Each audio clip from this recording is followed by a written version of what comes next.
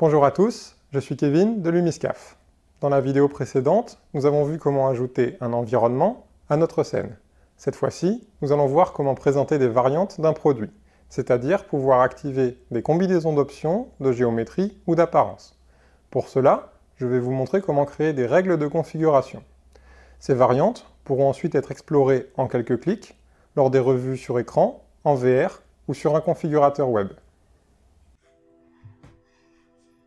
Dans un premier temps, nous allons préparer une configuration pour des variantes d'aspect. Pour cela, dans Matter, nous allons utiliser l'éditeur de calque d'aspect et organiser les assignations de matériaux sur différents calques. En général, on place tous les matériaux qui ne dépendent pas de la configuration sur un calque par défaut, que l'on place en bas de la pile de calques. Ensuite, pour chaque variante souhaitée, on crée plusieurs calques supplémentaires qui ne contiendront que les assignations de matériaux concernant cette variante. Commençons par créer des variantes de matériaux de tissu pour les sièges. On peut soit créer de nouveaux matériaux, soit utiliser ceux de la librairie. Pour créer vos propres matériaux, je vous renvoie à l'épisode 5 des tutoriaux, dont le lien est dans la description. Pour faciliter l'organisation des calques, il est possible de créer un groupe de calques d'aspect que l'on nomme tissu, dans lequel on met un calque sur lequel est appliqué le premier matériau. Pour gagner en vitesse, on duplique ce calque autant de fois que de variantes souhaitées, on les renomme, et on utilise ensuite la technique du glisser-déposer, tout en appuyant sur CTRL, afin de remplacer les matériaux partout où ils sont appliqués.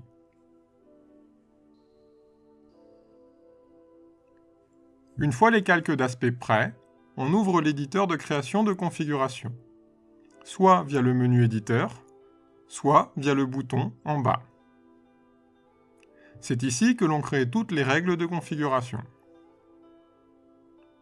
Le plus simple pour créer une configuration est de sélectionner l'ensemble des calques nécessaires et de les glisser dans la fenêtre de création de règles. On peut également glisser directement le groupe de calques d'aspect. On nomme ensuite la configuration, on valide, et c'est terminé, elle est prête à être utilisée. On peut vérifier son bon fonctionnement en allant dans l'onglet Navigation. Un menu déroulant est apparu, permettant de choisir la couleur du siège. Il est également possible de créer des règles qui s'activent ou se désactivent par une case à cocher. Il suffit de glisser un seul calque dans le panneau de création de règles. Cela peut être pratique lorsque l'on a des accessoires ou des options. Pour vous donner un exemple, nous allons créer une règle pour activer les coussins des sièges. Dans Shaper, on peut glisser le calque d'accessoires directement dans l'éditeur de création de configuration, pour définir une règle qui active ou non les coussins. Afin de modifier une règle de configuration, on peut sélectionner une règle, vérifier ici les valeurs appelées par la règle, ou cliquer ici afin de voir son nom et son expression, et avoir la possibilité d'éditer la règle.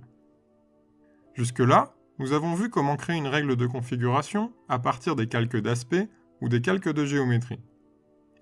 Mais il est possible de créer une règle à partir de n'importe quel type de calque présent dans Patchwork 3D. On peut ainsi créer une règle de configuration pour le décor, grâce à l'éditeur de calque d'environnement, ou pour des ambiances lumineuses, en utilisant les calques d'éclairage de Shaper. Merci à tous d'avoir regardé cet épisode. Je vous invite à mettre en pratique ce que vous avez appris, et comme toujours, venez poser vos questions sur le forum de Patchwork 3D. Dans la prochaine vidéo, nous verrons comment créer des animations afin de donner vie au modèle.